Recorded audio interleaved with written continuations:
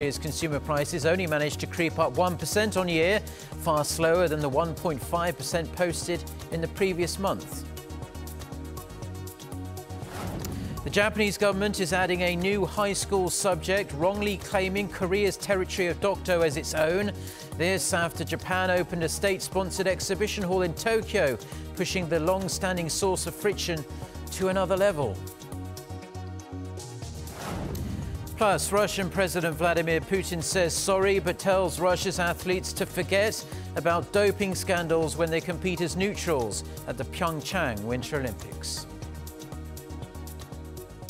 We are going to start, though, with the ongoing sports diplomacy between the two Koreas, with just over a week to go before the curtain comes up on the PyeongChang 2018 Winter Olympics. 10 more North Korean Olympic athletes will be heading south of the border in the coming hours, adding to the dozen or so other players already training here in the south. Our Ji Myung-gil starts us off. Some 31 skiers from South Korea have traveled to North Korea's Pyongyang ski resort on Wednesday. The group of non-Olympic skiers and ski coaches took a chartered flight to the North Galma airport, some 45 minutes away from the resort. On the first day, the skiers got used to the slopes of the Pyongyang ski resort with some free skiing sessions. On the second day, the South and North Alpine and cross-country skiers will hold joint training sessions, including friendly races. North Korean skiers who will compete in PyeongChang 2018 will also be participating in the training session. Once the joint training ends on Thursday, the South Korean delegation will fly back home, accompanied by 10 North Korean athletes, including short track and figure skaters, as well as cross-country and alpine skiers.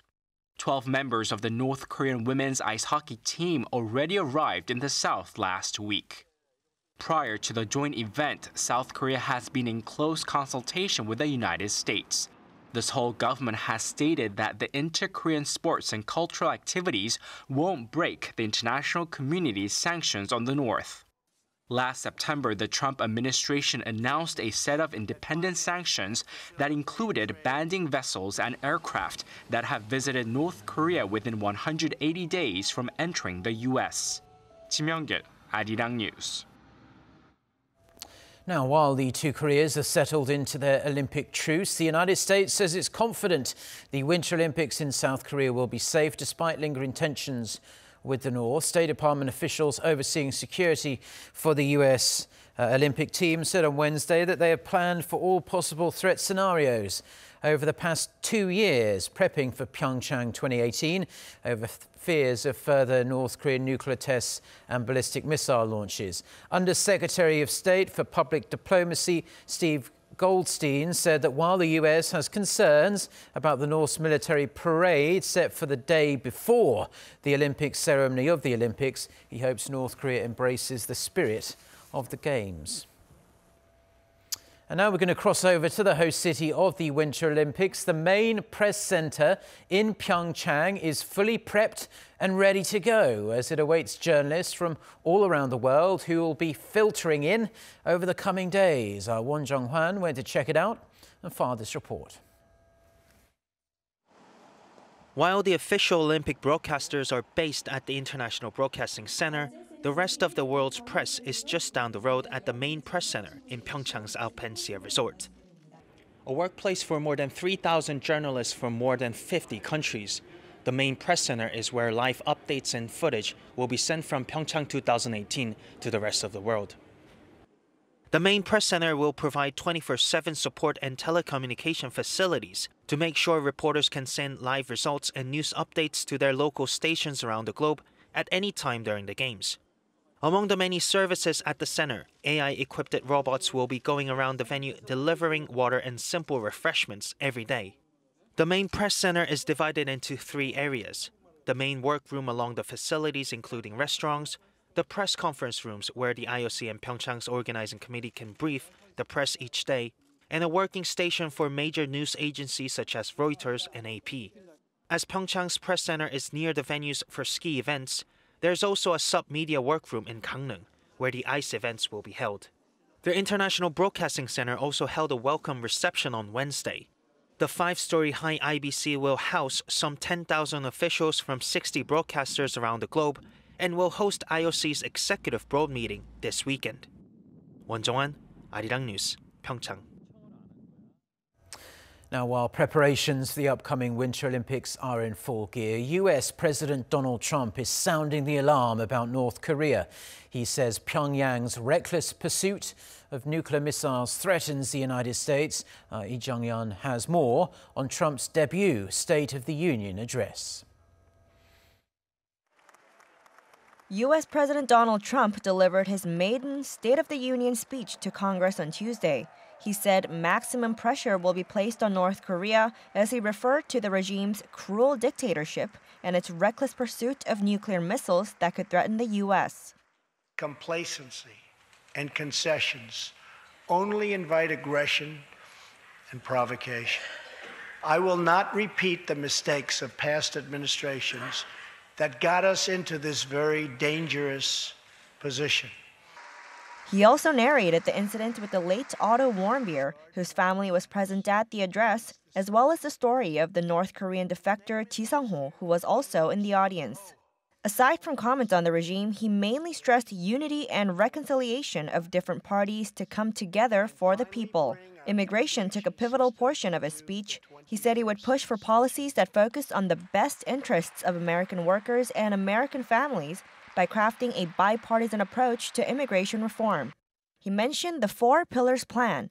This includes a pathway to provide citizenship to 1.8 million unregistered immigrants in the U.S., building a wall on the southern border with Mexico, abolishing the visa lottery to move towards a merit-based immigration system, and ending chain migration to protect the nuclear family. He also took credit for the record-low unemployment rate and rising wages after years of stagnation and claimed that 2.4 million new jobs were created since his election. Trump called on the Congress to produce a bill that generates at least $1.5 trillion for investment on new infrastructure to permanently fix the infrastructure deficit. He also said the U.S. has enacted the biggest tax cuts and reforms in its history, a move that, according to Trump, will provide tremendous relief for the middle class and small businesses. Lee Jong-yeon, Arirang News. Russia's envoy to North Korea has warned that international limitations on oil trade with Pyongyang are far too harsh and could leave the regime with no choice but to lash out. He says the crushing UN sanctions on North Korea will inevitably lead to a humanitarian crisis. Jaein with the details. With the ongoing sanctions on North Korea aimed at curbing the regime's development of nuclear weapons, the UN and the United States have sought to reduce the North's access to crude oil and refined petroleum products. However, according to Russia's ambassador to North Korea, Alexander Matsurgora, lowering deliveries any further would be interpreted by the North as an act of war. With UN quotas set at around 540,000 tons of crude oil a year to be delivered to North Korea from China, and some 60,000 tons of oil products from Russia, China, and other countries, Matsurgora said it was a drop in the ocean for a country of 25 million people, adding that shortages would lead to serious humanitarian problems. Russia's Deputy Foreign Minister Igor Morgulov also stated that Russia has no obligation to carry out sanctions produced by the U.S. Russian officials denied charges by Washington that Moscow, in contravention of UN sanctions, was allowing the North to use Russian ports for transporting coal. With no clues on whether or not the latest UN sanctions will slow down North Korea's nuclear and missile programs, questions remain over how Russia's relations with the isolated state will affect the ongoing tensions on the Korean peninsula. Jaein, Arirang News. North Korea is preparing for its military parade, complete with hundreds of citizens, soldiers, vehicles and weapons. The question is, does the regime's decision to hold an armed forces event on the eve of the Winter Games here in South Korea violate the Olymics Truce Resolution for PyeongChang 2018? Our Oh Jung-hee takes a closer look. North Korea's preparations for its military parade on February 8th are in full swing. According to Voice of America, satellite images taken on Sunday show Pyongyang's Kim Il-sung Square filled with people in red and yellow. South Korean government sources also say roughly 50,000 people are prepping for the parade at the North's medium airfield. The February 8th parade comes after Pyongyang declared the completion of its weapons program in the year the regime celebrates the 70th anniversary of its establishment. Experts say to add meaning to the event, Pyongyang could showcase its yet-to-be-unveiled Hwasong-13 ICBM or 북극성-3 SLBM. North Korea will definitely showcase its Hwasong 12, 14 and 15 missiles. And there's also a high possibility it will show other missiles whose exterior won't be revealed, but this will raise curiosity over what they are. Showcasing ICBMs and conventional weapons on the eve of the Olympics. Should this be seen as an act of provocation or even as a violation of the Olympics Truce Resolution? The resolution adopted by the UN General Assembly last November aims to halt hostilities throughout the Olympics and Paralympics period. And South Korea's military is ambiguous on its stance. The military will continuously monitor North Korea's movements and keep a full-fledged military readiness posture in preparation for any possibilities. Experts say the North's parade isn't a direct violation of the Olympics Truce Resolution, but it does leave room for a downturn in peaceful atmosphere on the Korean peninsula.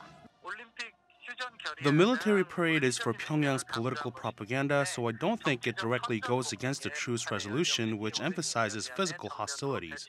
But the North still aims to show off its nuclear power, which does violate the Olympic spirit of pursuing peace. The parade is neither a provocation nor a violation against an international agreement, but it's widely seen as the regime's central stage for showing off its weapons. The key for South Korea will be to read through Pyongyang's intentions and ensure maximum security throughout the Games. 오정희, Arirang News.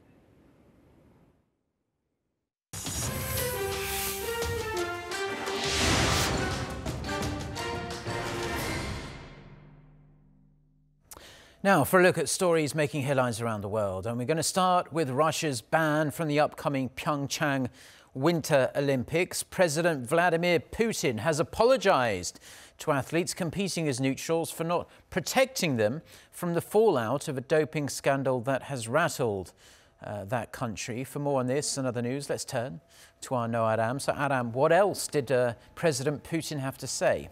Well, Mark, Putin took a more sympathetic tone and told athletes on Wednesday to ignore the doping scandal when they compete in PyeongChang. The International Olympic Committee had banned Russia from the Winter Games for alleged state-sponsored doping, but did invite 169 of the country's athletes who passed the IOC's strict doping criteria to compete under a neutral flag. Putin suggested that sports have become mixed up with politics and apologized for not being able to shield the athletes from that. Forgive us, for we didn't manage to protect you from this. But neither you nor all the sports fans must have doubts that Russia always did and always will stand for and support the idea of clean sports in every way. He also reiterated his pledge to support those who could not take part in this month's games. Several hockey players attending Wednesday's event gave Putin a Russian jersey bearing his name and players' signatures along with the slogan, "Russia in my heart." Several athletes wore their neutral jackets open to show a Russian flag shirt underneath.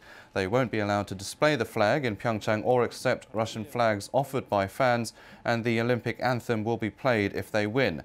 Meanwhile, 39 Russian athletes who received lifetime Olympic bans for the 2014 Sochi doping scandal will have their appeal verdicts announced by the Court of Arbitration for Sport on Thursday at 5 p.m. Korea time.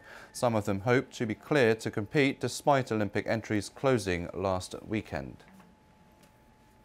British Prime Minister Theresa May says the UK will work with China to stop what she called a reckless North Korean dictator, Kim Jong-un, from launching a nuclear war. Speaking alongside the Chinese Premier Li Keqiang in Beijing on Wednesday, May added that they agreed to implement stronger sanctions on Pyongyang in a bid to curb its nuclear program. We agree that its pursuit of nuclear and ballistic missile programs is illegal, reckless, and poses an unacceptable threat to international peace and security. And we've agreed the full and effective implementation of UN Security Council sanctions is vital to persuade the North Korean regime to change course and abandon its illegal activity. The sentiment was echoed by Lee, who reaffirmed that China, a key North Korean ally, is committed to upholding global peace.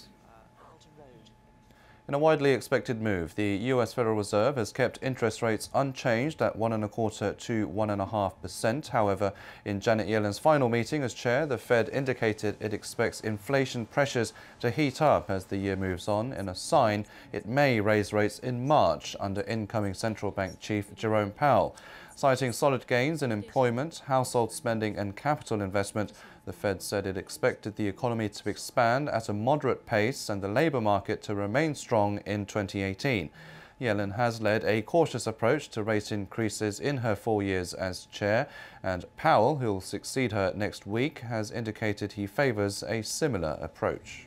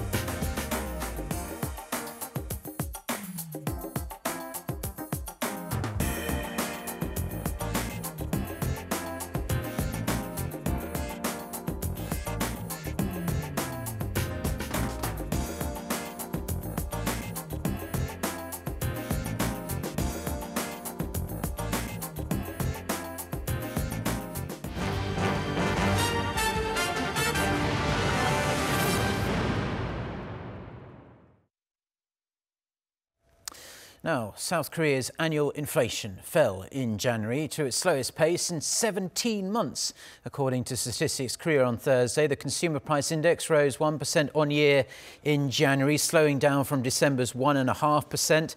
Prices rose 0.4% on month.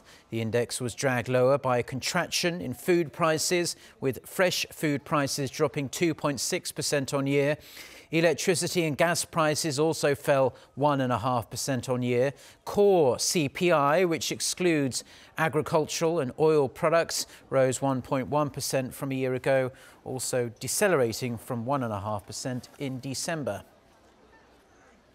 The world's biggest chip maker, Samsung Electronics, has announced its first stock split and said it sees demand for semiconductors remaining strong this year as it posted record annual profits in 2017. KoreaJapan with the details. In a surprise move, Samsung Electronics announced a massive stock split for the first time in the company's history. In a press release on Wednesday, the tech giant said it has approved a 50-to-1 stock split after it had received numerous requests for the stock split based on views that a high share price was a hindrance to potential investors. Samsung said its board of directors believe the stock split will make investing in Samsung Electronics more accessible and provide dividends to a wider range of investors. The company added that it also expects to add both liquidity and marketability to Samsung stock, which may contribute to enhancing corporate value in the long term. Upon the announcement, the company's shares jumped as high as 8% before dropping to 0.2% when trade closed, although it did end up outperforming the rest of the main bourse Kospi, which dropped by almost 1.3%. The total value of Samsung's shares is not set to change, but the price of one share, which is currently worth around $2,400 could in a few months' time, post-split, cost less than $50. The tech giant had previously rejected the possibility of such a move, but despite the value of its shares increasing by 41% last year, the about face suggests the company might have had trouble attracting retail investors. I think the Samsung Electronics did feel a frustration in regards to that. Their market capitalization is so large relative to the Kospi index. So because of that, they think that it is undervalued because of a lot of the local investors really did not invest in this stock. With Samsung shares taking up some 20% of the total value of the Korea's main stock exchange, investors are also bracing for broader impact on the Korean stock market. Overall, I think that it might improve the liquidity into the system and to the Samsung Electronics shares. think in order for more investors to invest, I think they have to pay more dividend. If there is more payout ratio happening, then the Korean equity market as well as Samsung Electronics should do much better in the future. The final approval on the stock split decision will be made at the company's annual shareholders meeting in March, and is not expected to come into force until May. KoreaJapan, Arirang News. Now, at the National Assembly, Korea's main opposition party highlighted the mishaps of the Moon Jae-in administration during its turn at the podium. Giving his policy speech on Thursday, Kim Sung-tae, who is floor leader of the Liberty Korea Party, said the government's populist policies are raising concerns among the people. He pointed to the recent minimum wage hike that's led to the firing of workers as small businesses aren't able to shoulder the financial burden, as well as cryptocurrency regulations that have caused huge price fluctuations. Kim went on to say that 2 recent fires that took the lives of several dozens of people showed the incompetence of the government, adding that it's not keeping its promise to create a safe country. Regarding North Korea, the floor leader said the nuclear problem is being overshadowed by the regime's participation in the Olympics, stressing the government needs to step away from its naive stance of pursuing dialogue. As for the proposed constitutional amendment, Kim said a revision must be made to reduce the president's authority as it's a road to pursuing a mature democracy and overcoming imperialism. Another wedge is being driven between South Korea-Japan relations. The Japanese government is establishing a new subject for teenage students that will wrongly educate them that Korea's easternmost Dokdo Island is Japanese territory. Park So-yeon reports. The Japanese government is expected to further distort history through yet more unacceptable and false claims that Dokdo is Japan's territory. Japan is planning to establish a compulsory public affairs subject in high schools that will reinforce the meaning of sovereignty regarding territorial and security issues. The subject will contain distorted historical perspectives on its ongoing territorial disputes, including Japan's unjust claim to Dokdo, which is South Korea's sovereign territory. Set to be introduced in 2022, the public affairs subject will be created as a mandatory subject with the objective of improving teaching about national territory for the Japanese students. This authorization marks the culmination of the Abe administration's 2014 amendment that promotes right-leaning textbooks. Over the years, the South Korean government has strongly protested and expressed regret over Japan's repeated claims to Dokdo, which is South Korea's inherent territory, historically, geographically, and in accordance with international law. Japanese Foreign Minister Taro Kono recently said during a parliamentary address that Dokdo is part of Japan, enraging the South Korean people. Dokdo has been administered by South Korea since 1954, but Tokyo has been rigorously disputing South Korea's sovereignty. Japan's renewal of its territorial claims is expected to further drive a wedge between South Korea and Japan's already sour relations. Park So-yeon, Arirang News.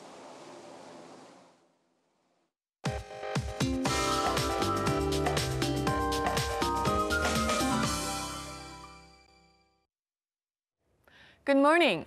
We had a colder morning than yesterday at a low of nearing -8°C here in the capital, but readings will rise rapidly, and by the afternoon we'll see higher temperatures than Wednesday. And taking a closer look at today's daily highs, Seoul will make it to 1°C, Daegu and Busan will rise to 5 and 8 degrees, and most parts will be under mostly sunny skies along with dry weather alerts. And those of you who are planning some outdoor activities this weekend will need to dress extra warmly as another round of freezing temperatures are on tap, and these icy cold conditions will linger until early next week. With that, let's take a look at the international weather for viewers around the world. While most cities in the nation will be under mostly sunny skies along with higher afternoon highs, most of North Korea will still have highs below sub-zero temperatures. And as for the rest of Asia, Tokyo will see rain clouds moving in later in the day, while this rainfall will turn into snow by early Friday morning. Meanwhile, Sydney was meant to be one of the best places in the world to catch a glimpse of Wednesday night's supermoon, but the weather was not too generous. Heading to North America, a severe cold snap returns in Chicago on Thursday, so dress extra warmly. And as for South America, major cities will be under bright skies with scorching highs in some parts. Taking you to Europe, heavy snowfall and blizzard hit Moscow and expect to have bone-chilling temperatures on Thursday. And lastly, to Africa, nothing seems to be out of ordinary in terms of weather conditions. And that's all the weather update for now. And that's all our news update for now as well. Our next bulletin is going to be coming up at noon Korea time. So, as always, until then, goodbye.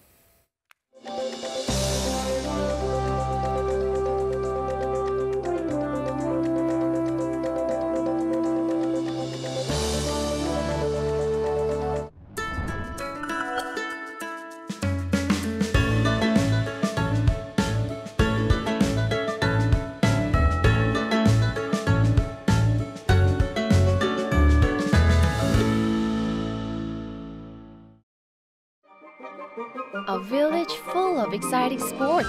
It's PyeongChang. Shall we take a look inside the ice kingdom of sports?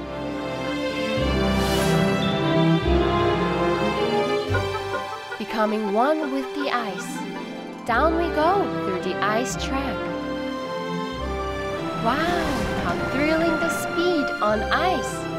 It's the Iron Man of winter sports, sliding sports.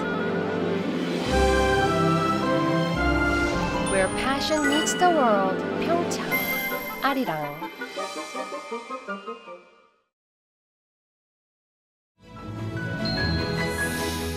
Don't hold back. Conquer challenges. Draw a brighter world. The next Korea Generation Y.